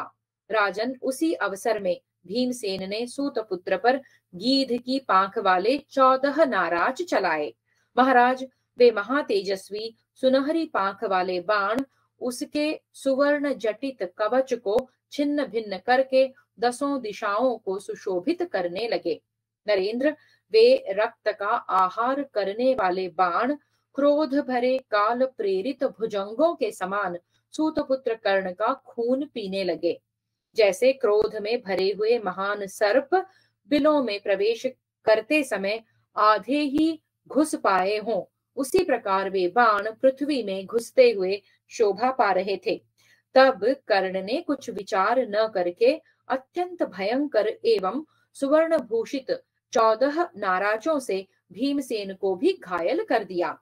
वे पंखधारी भयानक बाण भीमसेन की बाईं भुजा छेद कर पृथ्वी में समा गए, मानो पक्षी क्रौंच पर्वत को जा रहे हों। वे नाराज इस पृथ्वी में प्रवेश करते समय वैसी ही शोभा पा रहे थे जैसे सूर्य के डूबते समय उनकी चमकीली किरणें प्रकाशित होती हैं। मर्मभेदी नाराजों से रण क्षेत्र में विदीर्ण हुए भीमसेन उसी प्रकार भूरी भूरी रक्त बहाने लगे जैसे पर्वत झरने का जल गिराता है। तब भीमसेन ने भी प्रयत्न पूर्वक गरुड़ के समान वेगशाली 3 बाणों द्वारा सूतपुत्र कर्ण को तथा 7 बाणों से उसके सारथी को भी घायल कर दिया। महाराज, भीम के बाणों से आहत होकर कर्ण विह्वल हो उठा और महान भय के कारण युद्ध छोड़कर शीघ्रगामी घोड़ों की सहायता से भाग निकला। परंतु अतिरथी भीमसेन अपने सुवर्ण भूषित धनुष को ताने हुए प्रज्वलित अग्नि के समान युद्ध स्थल में ही खड़े रहे। इस प्रकार श्री महाभारत द्रोण पर्व के अंतर्गत जयद्रथ वध पर्व में कर्ण का पलायन विषयक 134वां अध्याय पूरा हुआ। 35अधिक-शततमोऽध्यायः। धृतराष्ट्र का खेद पूर्वक भीमसेन के बल का वर्णन और अपने पुत्रों की निंदा करना तथा भीम के द्वारा दुर्मर्षण आदि धृतराष्ट्र के 5 पुत्रों का वध। धृतराष्ट्र उवाच। धृतराष्ट्र ने कहा, संजय, मैं तो दैव को ही बड़ा मानता हूँ। पुरुषार्थ तो व्यर्थ है, उसे धिक्कार है, क्योंकि उसमें स्थित हुआ अधिरथ पुत्र कर्ण सब प्रकार से प्रयत्न करके भी रण क्षेत्र में पांडुनंदन भीम से पार न पा सका। कर्ण युद्ध स्थल में कृष्ण सहित समस्त कुंती कुमारों को जीतने का उत्साह रखता है। मैं संसार में कर्ण के समान दूसरे किसी योद्धा को नहीं देख रहा हूँ। इस प्रकार दुर्योधन के मुंह से मैंने बारंबार सुना है। सूत, मूर्ख दुर्योधन ने पहले मुझसे यह भी कहा था कि कर्ण बलवान, शूरवीर, सुदृढ़ धनुर्धर और युद्ध में श्रम तथा थकावट पर विजय पाने वाला है। राजन, कर्ण के साथ रहने पर समर भूमि में मुझे देवता भी परास्त नहीं कर सकते। फिर शक्तिहीन और विवेक शून्य पांडव मेरा क्या कर सकेंगे। परंतु रण क्षेत्र में विषहीन सर्प के समान कर्ण को पराजित और युद्ध से भागा हुआ देखकर दुर्योधन ने क्या कहा था? अहो, दुर्योधन ने मोहित होकर युद्ध की कला से अनभिज्ञ दुर्मुख को अकेले ही पतंग की भांति आग में झोंक दिया। संजय, अश्वत्थामा, मद्रराज शल्य, कृपाचार्य और कर्ण ये सब मिलकर भी निश्चय ही भीम के सामने नहीं ठहर सकते। वे भी वायु के तुल्य तेजस्वी भीमसेन के 10,000 हाथियों के समान अत्यंत घोर बल को तथा उनके क्रूरतापूर्ण निश्चय को जानते हैं। उनके बल, पराक्रम और क्रोध से परिचित हैं। ऐसी दशा में वे यम, काल और अंतक के समान क्रूर कर्म करने वाले भीमसेन को युद्ध में अपने ऊपर कैसे कुपित करेंगे? अकेला सूतपुत्र महाबाहु कर्ण ही अपने बाहुबल के घमंड में भरकर भीमसेन का तिरस्कार करके रणभूमि में उनके साथ जूझता रहा। जिन्होंने समरांगण में असुरों पर विजय पाने वाले देवराज इंद्र के समान कर्ण को पराजित कर दिया, उन पांडुपुत्र भीमसेन को कोई भी युद्ध में जीत नहीं सकता। जो भीमसेन अकेले ही द्रोणाचार्य को मथ कर धनंजय का पता लगाने के लिए मेरी सेना में घुस आया, उनका सामना करने के लिए जीवित रहने की इच्छा वाला कौन पुरुष जा सकता है? संजय, जैसे हाथ में वज्र लिए हुए देवराज इंद्र के सामने कोई दानव खड़ा नहीं हो सकता, उसी प्रकार भीमसेन के सम्मुख भला कौन ठहर सकता है? मनुष्य यमलोक में भी जाकर लौट सकता है, परंतु युद्ध में भीमसेन के सामने जाकर कदापि जीवित नहीं लौट सकता। मेरे जो मंद बुद्धि पुत्र मोहित होकर क्रोध में भरे हुए भीमसेन के ओर दौड़े थे, वे पतंगों के समान मानो आग में ही कूद पड़े थे। क्रोध में भरे हुए भयंकर भीमसेन ने सभा भवन में उस दिन समस्त कौरवों के सुनते हुए मेरे पुत्रों के वध के संबंध में जो प्रतिज्ञा की थी, उसका विचार करके और कर्ण को पराजित देखकर अपने भाई दुर्योधन सहित दुशासन निश्चय ही भय के मारे भीमसेन से दूर हट गया होगा। संजय, खोटी बुद्धि वाले दुर्योधन ने सभा में बारंबार कहा था, कर्ण, दुशासन तथा मैं तीनों मिलकर युद्ध में अवश्य पांडवों को जीत लेंगे। परंतु अब कर्ण को भीमसेन के द्वारा पराजित और रथहीन हुआ देख श्री कृष्ण की बात न मानने के कारण मेरा वह पुत्र निश्चय ही बड़ा भारी पश्चाताप कर रहा होगा। अपने कवचधारी भ्राताओं को युद्ध में भीमसेन के द्वारा मारा गया देख मेरे पुत्र को अपने अपराध के लिए अवश्य ही महान अनुताप हो रहा होगा। अपने जीवन की इच्छा रखने वाला कौन पुरुष क्रोध में भरकर साक्षात काल के समान खड़े हुए भयानक अस्त्र शस्त्रधारी पांडुपुत्र भीमसेन के विरुद्ध युद्ध में जा सकता है? मेरा तो ऐसा विश्वास है कि बड़वानल के मुख में पड़ा हुआ मनुष्य शायद जीवित बच जाए, परंतु भीमसेन के सम्मुख युद्ध के लिए आया हुआ कोई भी शूरमा जीवित नहीं छूट सकता। सूत, युद्ध में क्रुद्ध होने पर पांडव, पांचाल, श्री कृष्ण तथा सात्यकी ये कोई भी शत्रु के जीवन की रक्षा करना नहीं जानते हैं। अहो, मेरे पुत्रों का जीवन भारी विपत्ति में पड़ गया है। संजय उवाच। संजय ने कहा, कुरुनंदन, यह महान भय जब सिर पर आ गया है, तब आप शोक करने बैठे हैं। यह ठीक नहीं है। इसमें कोई संदेह नहीं कि इस जगत के विनाश का मूल कारण आप ही हैं।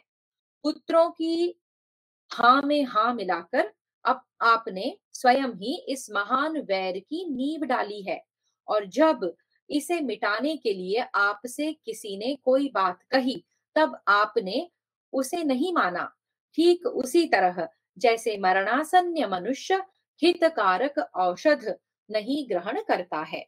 नरश्रेष्ठ महाराज, जिसको पचाना अत्यंत कठिन है, उस कालकूट विष को स्वयं पीकर अब उसके सारे परिणामों को आप ही भोगिए। युद्ध में लगे हुए महाबली योद्धाओं को जो आप कोस रहे हैं, वह व्यर्थ है। अब जिस प्रकार वहां युद्ध हुआ था, वह सब आपको बता रहा हूं, सुनिए। भरत नंदन, कर्ण को भीमसेन ने पराजित हुआ देख आपके 5 महाधनुर्धर पुत्र, जो परस्पर सगे भाई थे, सह न सके। उन पांचों के नाम ये हैं: दुर्मर्षण, दुस्सह, दुर्मद, दुर्धर, जिसे दुराधार भी कहते हैं, और जय। इन सब ने विचित्र कवच धारण करके अपने विरोधी पांडुपुत्र भीमसेन पर आक्रमण किया। उन्होंने महाबाहु भीमसेन को चारों ओर से घेर कर टिड्डी दलों के समान अपने बाण समूहों द्वारा संपूर्ण दिशाओं को आच्छादित कर दिया। उन देवतुल्य राजकुमारों को सहसा देख समर भूमि में भीमसेन ने हंसते हुए से उनका आघात सहन किया। आपके पुत्रों को भीमसेन के सामने गया हुआ देख राधानंदन कर्ण पुनः महाबली भीमसेन का सामना करने के लिए आ पहुंचा। वह शान पर चढ़ाकर तेज किए हुए सुवर्णमय पंखों से युक्त पैने बाणों की वर्षा कर रहा था। उस समय आपके पुत्रों द्वारा रोके जाने पर भी भीमसेन तुरंत ही कर्ण के साथ युद्ध करने के लिए आगे बढ़ गए। तब उन कौरवों ने कर्ण को चारों ओर से घेर कर भीमसेन पर झुकी हुई गांठ वाले बाणों की वर्षा आरंभ कर दी। राजन, यह देखकर भीमसेन ने 25 बाणों का प्रहार करके सारथी और घोड़ों सहित भयंकर धनुष धारण करने वाले उन नरश्रेष्ठ राजकुमारों को यमलोक पहुंचा दिया। वे प्राण शून्य होकर सारथियों के साथ रथों से नीचे गिर पड़े, मानो प्रचंड आंधी ने विचित्र पुष्प धारण करने वाले विशाल वृक्षों को उखाड़कर धराशायी कर दिया हो। वहां हमने भीमसेन का यह अद्भुत पराक्रम देखा कि उन्होंने सूतपुत्र कर्ण को अपने बाणों द्वारा रोककर आपके पुत्रों को मार डाला। महाराज, भीमसेन के पैने बाणों द्वारा चारों ओर से रोके जाने पर भी सूतपुत्र कर्ण ने भीमसेन की ओर क्रोध पूर्वक देखा। इधर क्रोध से लाल आंखें किए भीमसेन भी अपने विशाल धनुष को फैलाकर कर्ण की ओर रोष पूर्वक बारंबार देखने लगे। इस प्रकार श्री महाभारत द्रोण पर्व के अंतर्गत जयद्रथ वध पर्व में भीमसेन का पराक्रम विषयक 135वां अध्याय पूरा हुआ। षट्त्रिंशदधिकशततमोऽध्यायः। भीमसेन और कर्ण का युद्ध, कर्ण का पलायन, धृतराष्ट्र के 7 पुत्रों का वध तथा भीम का पराक्रम। संजय उवाच। संजय कहते हैं, राजन, आपके पुत्रों को रणभूमि में गिरा हुआ देख प्रतापी कर्ण अत्यंत कुपित हो अपने जीवन से विरक्त हो उठा। उस समय अधिरथ पुत्र कर्ण अपने आप को अपराधी सा मानने लगा, क्योंकि भीमसेन ने उसकी आंखों के सामने रणभूमि में आपके पुत्रों को मार डाला था। तदनंतर पहले के वैर का बारंबार स्मरण करके कुपित हुए भीमसेन ने कर्ण के शरीर में बड़े वेग से अपने पैने बाण धसा दिए। तब राधानंदन कर्ण ने हंसते हुए से 5 बाण मारकर भीमसेन को घायल कर दिया। फिर शान पर चढ़ाकर तेज किए हुए सुवर्ण में पंख वाले 70 बाणों द्वारा उन्हें गहरी चोट पहुंचाई। कर्ण के चलाए हुए उन बाणों की कुछ भी परवाह न करके भीमसेन ने रणभूमि में झुकी हुई गांठ वाले 100 बाणों द्वारा राधापुत्र को घायल किया। माननीय नरेश, फिर 5 तीखे बाणों द्वारा सूतपुत्र के मर्म स्थानों में चोट पहुंचाकर भीमसेन ने एक भल्ल द्वारा उसका धनुष काट दिया। भारत, तब शत्रुओं को संताप देने वाले कर्ण ने खिन्न होकर दूसरा धनुष हाथ में ले भीमसेन को अपने बाणों द्वारा आच्छादित कर दिया। भीमसेन ने उसके घोड़ों और सारथी को मारकर उसके प्रहार का बदला चुका लेने के पश्चात पुनः बड़े जोर से अट्टहास किया। महाराज, पुरुष शिरोमणि भीम ने अपने बाणों द्वारा कर्ण का धनुष भी फिर काट दिया। स्वर्ण में पृष्ठभाग से युक्त और गंभीर टंकार करने वाला उसका वह धनुष पृथ्वी पर गिर पड़ा। महारथी कर्ण उस रथ से उतर गया और गदा लेकर उसने समर भूमि में भीमसेन पर रोष पूर्वक चला दी। राजन, उस विशाल गदा को अपने ऊपर आती देख भीमसेन ने सब सेनाओं के देखते देखते बाणों द्वारा उसका निवारण कर दिया। तब सूतपुत्र के वध की इच्छा वाले पराक्रमी पांडुपुत्र भीमसेन ने बड़ी उतावली के साथ 1000 बाण चलाए, परंतु कर्ण ने उस महासमर में अपने बाणों द्वारा उन सभी बाणों का निवारण करके भीमसेन के कवच को बाणों से छिन्न भिन्न कर दिया। तदनंतर उसने सब सेनाओं के देखते देखते भीमसेन पर 25 नाराजों का प्रहार किया। वह अद्भुत सी बात हुई। माननीय नरेश, तब अत्यंत क्रोध में भरे हुए महाबाहु भीमसेन ने सूतपुत्र को झुकी हुई गांठ वाले 9 बाण मारे। वह तीखे बाण कर्ण के कवच तथा दाहिनी भुजा को विदीर्ण करके बांबी में घुसने वाले सर्पों के समान धरती में समा गए। भीमसेन के धनुष से छूटे हुए बाण समूहों से आच्छादित होकर कर्ण पुनः भीमसेन से विमुख हो गया उन्हें पीठ दिखाकर भाग चला। सूतपुत्र कर्ण को युद्ध से विमुख, पैदल तथा भीमसेन के बाणों से आच्छादित देखकर राजा दुर्योधन अपने सैनिकों से बोला, वीरों, सब ओर से राधानंदन कर्ण के रथ की ओर शीघ्र आओ और उसकी रक्षा का प्रबंध करो। राजन, तब भाई की यह बात सुनकर आपके पुत्र शीघ्रता पूर्वक युद्ध में पांडुपुत्र भीम पर बाणों की वर्षा करते हुए आ पहुंचे। उनके नाम इस प्रकार हैं: चित्र, उपचित्र, चित्राक्ष, चारुचित्र, शरासन, चित्रायुध और चित्रवर्मा। ये सब के सब समर भूमि में विचित्र रीति से युद्ध करने वाले थे। महारथी भीमसेन ने उनके आते ही शीघ्रता पूर्वक एक एक बाण मारकर आपके सभी पुत्रों को युद्ध में धराशायी कर दिया। वे मारे जाकर आंधी के उखाड़े हुए वृक्षों के समान पृथ्वी पर गिर पड़े। राजन, आपके महारथी पुत्रों को इस प्रकार मारा गया देख कर्ण के मुख पर आंसुओं की धारा बह चली। उस समय उसे विदुर जी की कही हुई बात याद आ गई। फिर उस पराक्रमी वीर ने विधि पूर्वक सजाए हुए दूसरे रथ पर बैठकर युद्ध में शीघ्रता पूर्वक पांडुपुत्र भीमसेन पर धावा किया। वे दोनों एक दूसरे को शिला पर तेज किए हुए सुवर्ण पंख युक्त बाणों द्वारा क्षत विक्षत करके सूर्य की किरणों में पिरोए हुए बादलों के समान सुशोभित होने लगे। तत्पश्चात क्रोध में भरे हुए भीमसेन ने प्रचंड तेज वाले 36 तीखे भल्लों का प्रहार करके सूतपुत्र के कवच की धज्जियां उड़ा दी। भरत श्रेष्ठ, फिर महाबाहु सूतपुत्र ने भी कुंती कुमार भीमसेन को झुकी हुई गांठ वाले 50 बाणों से बींध डाला। उन दोनों ने अपने शरीर में लाल चंदन लगा रखे थे। इसके सिवा उनके शरीर में बाणों के आघात से बड़े बड़े घाव हो गए थे। इस प्रकार खून से लथपथ हुए वे दोनों योद्धा उदयकालीन सूर्य और चंद्रमा के समान शोभा पा रहे थे। बाणों द्वारा उन दोनों के कवच कट गए थे और सारे अंग रक्त से भीग गए थे।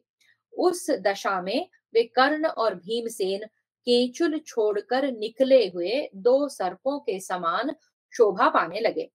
जैसे दो व्याघ्र अपनी दाढ़ों से एक दूसरे पर चोट करते हैं, उसी प्रकार वे दोनों पुरुष व्याघ्र योद्धा परस्पर प्रहार कर रहे थे। वे दोनों वीर दो मेघों के समान बाण धारा की वर्षा कर रहे थे। जैसे दो हाथी अपने दांतों से एक दूसरे पर आघात करते हैं, उसी प्रकार वे शत्रु दमन वीर अपने बाणों द्वारा एक दूसरे के शरीरों को विदीर्ण करते हुए सुशोभित हो रहे थे। रथियों में श्रेष्ठ भीम और कर्ण सिंहनाद करते अत्यंत हर्ष से उत्फुल्ल हो उठते और आपस में खेल सा करते हुए रथों द्वारा मंडल गति से विचरते थे। जैसे गाय के लिए दो बलवान सांड गरजते हुए लड़ जाते हैं, उसी प्रकार वे सिंह के समान पराक्रमी महान बलशाली पुरुष सिंह कर्ण और भीम क्रोध से लाल आंखें करके एक दूसरे को देखते हुए पराक्रमी इंद्र और बलि के समान युद्ध कर रहे थे। राजन, उस रण क्षेत्र में महाबाहु भीमसेन अपनी भुजाओं से धनुष की टंकार करते हुए बिजली सहित मेघ के समान शोभा पा रहे थे। रथ के पहियों की घरघराहट, जिसकी गंभीर गर्जना थी, और धनुष ही विद्युत के समान प्रकाशित होता था, भीमसेन रूपी उस महामेघ ने बाण रूपी जल की वर्षा से कर्ण रूपी पर्वत को ढक दिया। भरत नंदन तदनंतर अच्छी तरह चलाए हुए सहस्रों बाणों से भयंकर पराक्रमी पांडुपुत्र भीम ने कर्ण को आच्छादित कर दिया। आपके पुत्रों ने वहां भीमसेन का यह अद्भुत पराक्रम देखा कि उन्होंने कंक पत्र युक्त सुंदर पंख वाले बाणों से कर्ण को आच्छादित कर दिया। भीमसेन रण क्षेत्र में कुंती कुमार अर्जुन, यशस्वी श्री कृष्ण, सात्यकी तथा दोनों चक्र रक्षक युधामन्यु और उत्तमौजा को आनंदित करते हुए कर्ण के साथ युद्ध कर रहे थे। महाराज, सुविख्यात भीमसेन के पराक्रम, बाहुबल और धैर्य को देखकर आपके सभी पुत्र उदास हो गए। इस प्रकार श्री महाभारत द्रोण पर्व के अंतर्गत जयद्रथ वध पर्व में भीमसेन का युद्ध विषयक 136वां अध्याय पूरा हुआ। सप्तत्रिंशदधिकशततमोऽध्यायः। भीमसेन और कर्ण का युद्ध तथा दुर्योधन के 7 भाइयों का वध। संजय उवाच। संजय कहते हैं, राजन, भीमसेन के धनुष की टंकार सुनकर राधानंदन कर्ण उसे सहन न कर सका। जैसे मत वाला हाथी अपने प्रतिपक्षी गजराज की गर्जना को नहीं सहन कर पाता, उसने थोड़ी देर के लिए भीमसेन की दृष्टि से दूर हटने पर देखा कि भीमसेन ने आपके पुत्रों को मार गिराया है। नरश्रेष्ठ, उनकी वह अवस्था देखकर उस समय कर्ण को बहुत दुख हुआ। उसका मन उदास हो गया। वह गरम गरम लंबी सांस खींचता हुआ पुनः पांडुनंदन भीमसेन के सामने आया। उसकी आंखें क्रोध से लाल हो रही थी और वह फुफकारते हुए महान सर्प के समान उच्छ्वास खींच रहा था। उस समय बाणों की वर्षा करता हुआ कर्ण अपनी किरणों का प्रसार करते हुए सूर्य देव के समान शोभा पा रहा था। भरत श्रेष्ठ, जैसे सूर्य की किरणों से पर्वत ढक जाता है, उसी प्रकार कर्ण के धनुष से छूटे हुए बाणों द्वारा भीमसेन आच्छादित हो गए। कर्ण के धनुष से छूटे हुए वे मयूर पंखधारी बाण सब ओर से आकर भीमसेन के शरीर में उसी प्रकार घुसने लगे जैसे पक्षी बसेरा लेने के लिए वृक्षों पर आ जाते हैं। कर्ण के धनुष से छूटकर इधर उधर पड़ने वाले सुवर्ण पंख युक्त बाण श्रेणीबद्ध हंसों के समान शोभा पा रहे थे। राजन, उस समय अधिरथ पुत्र कर्ण के बाण केवल धनुष से ही नहीं, ध्वज आदि अन्य समानों से, छत्र से, ईशादंड आदि से तथा रथ के जुए से भी प्रकट होते दिखाई देते थे। अधिरथ पुत्र कर्ण ने अंतरिक्ष को व्याप्त करते हुए महान वेगशाली आकाश में विचरने वाले गृध्र के पंखों से युक्त और सुवर्ण के बने हुए विचित्र बाण चलाए। कर्ण को यमराज के समान आयास युक्त हो आते देख भीमसेन प्राणों का मोह छोड़कर पराक्रम पूर्वक उसे पैने बाणों द्वारा बींधने लगे। पराक्रमी पांडुपुत्र भीम ने कर्ण के वेग को असह्य देखकर उसके महान बाण समूहों का निवारण किया। पांडुकुमार भीम ने अधिरथ पुत्र के शर समूहों का निवारण करके शिला पर चढ़ाकर तेज किए हुए 20 अन्य बाणों द्वारा कर्ण को घायल कर दिया। जैसे कर्ण ने अपने बाणों द्वारा भीमसेन को आच्छादित किया था, उसी प्रकार पांडुपुत्र भीम ने भी कर्ण को ढक दिया। भरत नंदन, युद्ध में भीमसेन का वह पराक्रम देखकर आपके योद्धाओं तथा चारणों ने भी प्रसन्न होकर उनका अभिनंदन किया। राजन, भूरिश्रवा, कृपाचार्य, अश्वत्थामा, मद्रराज शल्य, जयद्रथ, उत्तमौजा, युधामन्यु, सात्यकी, श्री कृष्ण तथा अर्जुन, ये कौरव और पांडव पक्ष के 10 श्रेष्ठ महारथी साधु साधु कहकर वेग पूर्वक सिंहनाद करने लगे। महाराज, उस रोमांचकारी भयंकर शब्द के प्रकट होने पर आपके पुत्र राजा दुर्योधन ने बड़ी उतावली के साथ राजाओं, राजकुमारों और विशेषतः अपने भाइयों से कहा, तुम्हारा कल्याण हो, तुम सब लोग भीमसेन से कर्ण की रक्षा करने के लिए जाओ। कहीं ऐसा न हो कि भीमसेन के धनुष से छूटे हुए बाण राधानंदन कर्ण को पहले ही मार डालें। अतः महाधनुर्धर वीरों, तुम सब लोग सूत पुत्र की रक्षा का प्रयत्न करो। भारत दुर्योधन की आज्ञा पाकर उसके 7 भाइयों ने कुपित हो भीमसेन पर आक्रमण करके उन्हें चारों ओर से घेर लिया।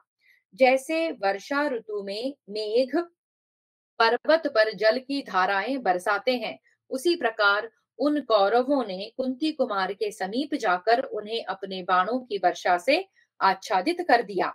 राजन, उन 7 महारथियों ने कुपित हो भीमसेन को उसी प्रकार पीड़ा दी जैसे 7 ग्रह प्रजाओं के संहार काल में सोम को पीड़ा देते हैं। महाराज, तब कुंती कुमार पांडुपुत्र भीम ने अत्यंत स्वच्छ धनुष को सुदृढ़ मुट्ठी से वेग पूर्वक दबाकर उन 7 भाइयों को साधारण मनुष्य जानकर उनके लिए धनुष पर 7 बाणों का संधान किया। सूर्य किरणों के समान उन चमकीले बाणों को शक्तिशाली भीम ने परिश्रम पूर्वक आपके उन पुत्रों पर छोड़ दिया। नरेश्वर, पहले के वैर का बारंबार स्मरण करके भीमसेन ने आपके पुत्रों के प्राणों को उनके शरीरों से निकालते हुए से उन बाणों का प्रहार किया। भारत, भीमसेन के चलाए हुए वे बाण सुवर्ण में पंखों से सुशोभित तथा शिला पर तेज किए गए थे। वे आपके पुत्रों को विदीर्ण करके आकाश में उड़ चले। महाराज, वे स्वर्ण विभूषित बाण उन 7 भाइयों के वक्षस्थल को विदीर्ण करके आकाश में विचरने वाले गरुड़ पक्षियों के समान शोभा पाने लगे। राजेंद्र, वे सुवर्ण भूषित 7 बाण आपके पुत्रों का रक्त पीकर लाल हो ऊपर को उछले थे। उनके पंख और अग्रभागों पर अधिक रक्त जम गया था। उन बाणों से मर्मस्थल विदीर्ण हो जाने के कारण वे 7 वीर रथों से पृथ्वी पर गिर पड़े, मानो किसी हाथी ने पर्वत के शिखर पर खड़े हुए विशाल वृक्षों को तोड़ गिराया हो। शत्रुंजय, शत्रुसह, चित्र, जिसे चित्रवाण भी कहते हैं, चित्रायुध यानी अग्रायुध, दृढ़ यानी दृढ़ वर्मा, चित्रसेन यानी उग्रसेन और विकर्ण, इन 7 भाइयों को भीमसेन ने मार गिराया। शत्रुंजय के लिए किसी किसी प्रति में शत्रुंजय और शत्रुसह इन दोनों नामों के स्थान में क्रमशः दृढ़संध और जरासंध नाम भी मिलते हैं। जन, वहां मारे गए आपके सभी पुत्रों में से विकर्ण पांडवों को अधिक प्रिय था। पांडुनंदन भीमसेन उसके लिए अत्यंत दुखी होकर शोक करने लगे। वे बोले, विकर्ण, मैंने यह प्रतिज्ञा कर रखी थी कि युद्ध स्थल में धृतराष्ट्र के सभी पुत्रों को मार डालूंगा, इसलिए तुम मेरे हाथ से मारे गए हो। ऐसा करके मैंने अपनी प्रतिज्ञा का पालन किया है। वीर, तुम क्षत्रिय धर्म का विचार करके समर भूमि में आ गए, इसलिए इस युद्ध में मारे गए, क्योंकि युद्ध धर्म कठोर होता है। जो विशेषतः राजा युधिष्ठिर के और हमारे हित में तत्पर रहते थे, वे बृहस्पति के समान अगाध बुद्धि वाले महातेजस्वी गंगानंदन भीष्म भी न्याय अथवा अन्याय से मारे जाकर समर भूमि में सो रहे हैं और प्राण त्याग की परिस्थिति में डाल दिए गए हैं। इसी से कहना पड़ता है कि युद्ध अत्यंत निष्ठुर कर्म है। संजय उवाच, संजय कहते हैं, राजन, राधानंदन कर्ण के देखते देखते उन 7 भाइयों को मारकर पांडुनंदन महाबाहु भीम ने भयंकर सिंहनाद किया। भारत, उस सिंहनाद ने धर्मराज युधिष्ठिर को शूरवीर भीम के उस युद्ध की तथा अपनी महान विजय की मानो सूचना दे दी।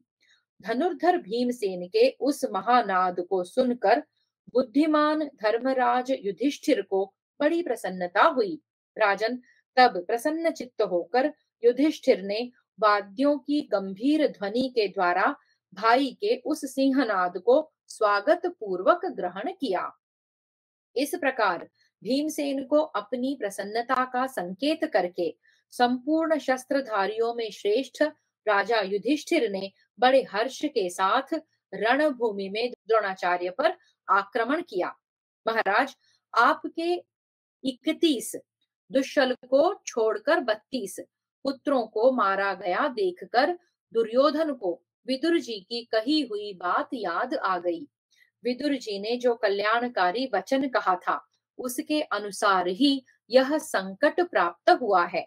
ऐसा सोचकर आपके पुत्र से कोई उत्तर देते न बना। द्यूत के समय कर्ण के साथ आपके मंदमती पुत्र दुर्बुद्धि दुर्योधन ने पांचाल राजकुमारी द्रौपदी को सभा में बुलाकर उसके प्रति जो दुर्वचन कहा था, तथा प्रजानाथ महाराज पांडवों और आपके सामने समस्त कौरवों के सुनते हुए कर्ण ने सभा में द्रौपदी के प्रति जो यह कठोर वचन कहा था कि कृष्णे पांडव नष्ट हो गए हैं, सदा के लिए नरक में पड़ गए, तू दूसरा पति कर ले, ऐस उसी अन्याय का आज यह फल प्राप्त हुआ है।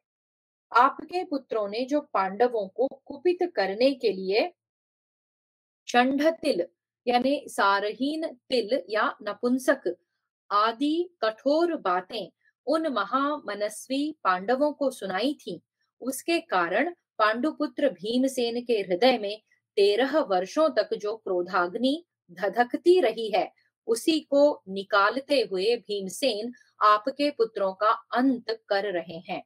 भरत श्रेष्ठ, विदुर जी ने आपके समीप बहुत विलाप किया, परंतु उन्हें शांति की भिक्षा नहीं प्राप्त हुई। आपके उसी अन्याय का यह फल प्रकट हुआ है। अब आप पुत्रों सहित इसे भोगिए। आप वृद्ध हैं, धीर हैं, कार्य के तत्व और प्रयोजन को देखते और समझते हैं, तो भी आपने हितैषी सुहृदों की बातें नहीं मानी। इसमें दैव ही प्रधान कारण है।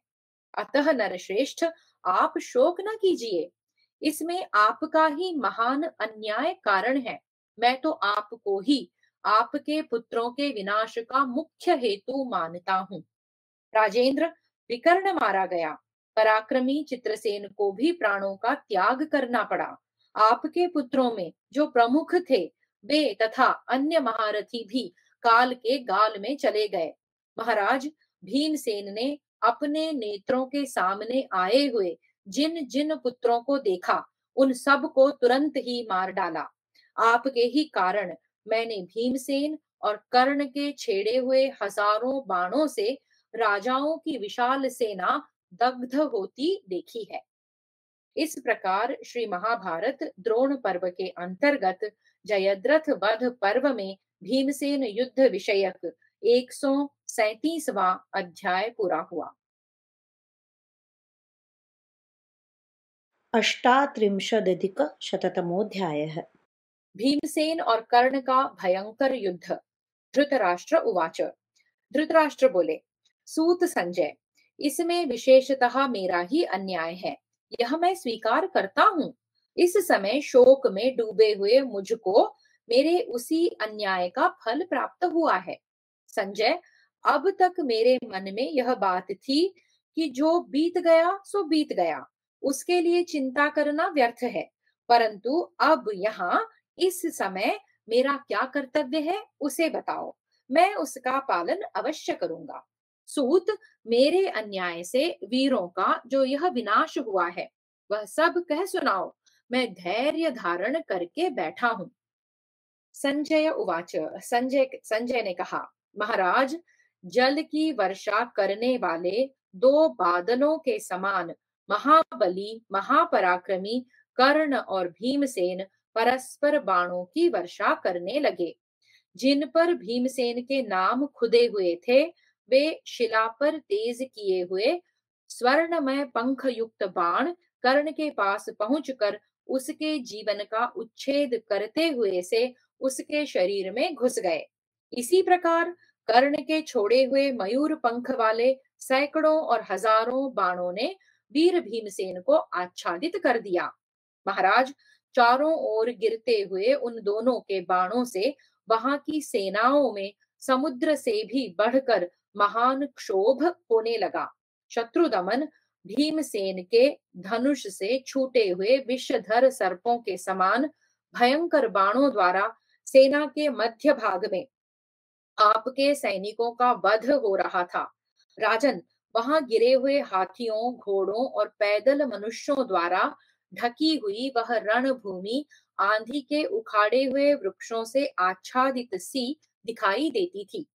भीमसेन के धनुष से छूटे हुए बाणों द्वारा समरांगण में मारे जाते हुए आपके सैनिक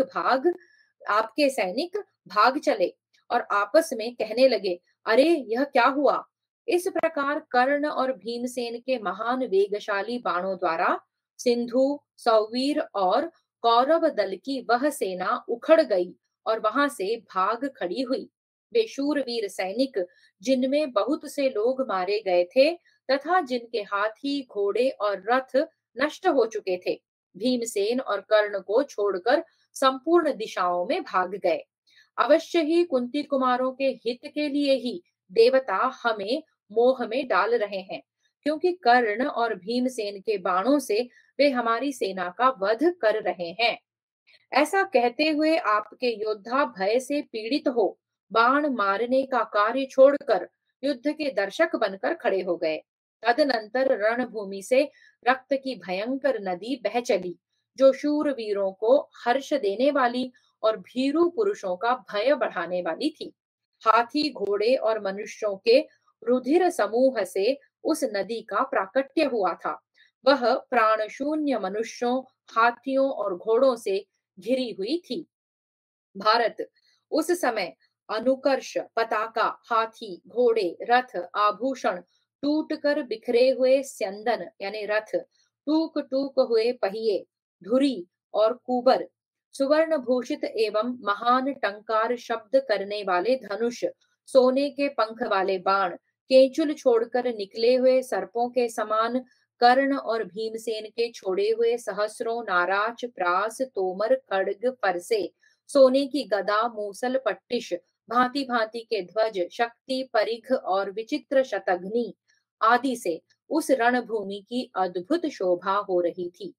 माननीय भरत नंदन, इधर उधर पड़े हुए सोने के अंगद, हार, कुंडल, मुकुट, वलय, अंगूठी, चूड़ामणि, उष्णीश, सुवर्णमय सूत्र, कवच, दस्ताने, हार, निष्क, वस्त्र, छत्र, टूटे हुए चमर, व्यजन, विदीर्ण हुए हाथी, घोड़े, मनुष्य, खून से लथ पथ हुए पंख युक्त बाण आदि नाना प्रकार की छिन्न भिन्न पतित और फेंकी हुई वस्तुओं से वहां की भूमि ग्रहों से आकाश की भांति सुशोभित हो रही थी।